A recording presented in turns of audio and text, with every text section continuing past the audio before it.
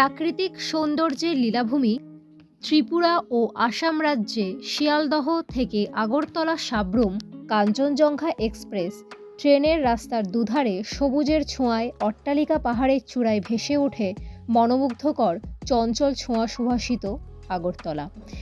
এটি ত্রিপুরা রাজ্যের রাজধানী ও বৃহত্তর শহর। ত্রিপুরা শব্দের অর্থ হল জলের কাছাকাছি।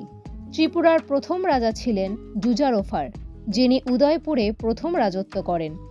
এছাড়াও রত্নমাণিক্য প্রথম এমন একজন রাজা যিনি ত্রিপুরায় মুদ্রা প্রবর্তন করেন এবং মাণিক্য উপাধি লাভ করেন। এই রাজ্যটি ব্রিটিশ রাজত্বকালে 1947 সালে স্বাধীন ভারতের অন্তর্ভুক্ত হয়। মহারাজা বীর বিক্রম বিমানবন্দর ও আগরতলা রেল স্টেশনে আগরতলা থেকে কলকাতায় আসা যাওয়ার পথে গভীর অরণ্যে ঘেরা সবুজের ছোঁয়ায় প্রায় 21টি সুড়ঙ্গ পেরিয়ে আসতে হয়।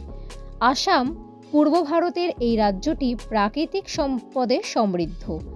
আসাম নামটি বিলুপ্ত আহোম ভাষা থেকে এসেছে, যার অর্থ পিয়ারলেস বা তুলনাহীন। 1905 সালে ব্রিটিশরা আসামকে পূর্ব বাংলা ও আসাম প্রদেশের অংশ হিসেবে তৈরি করে এবং ঢাকা তখন উভয় অঞ্চলের রাজধানী ছিল। নিউ জলপাইগুড়ি থেকে হিমালয় পর্বতমালার দৃশ্য কাঞ্চনজঙ্ঘা শৃঙ্গের নামে নামকরণ করা হয়েছিল।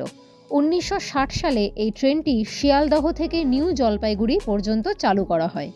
এই রকম আরও অনেক সামাজিক চিত্রধারণ দেখার জন্য YouTube channel news Purbatara TV চ্যানেলটি সাবস্ক্রাইব, কমেন্ট, শেয়ার, লাইক দিয়ে পাশে থাকবেন।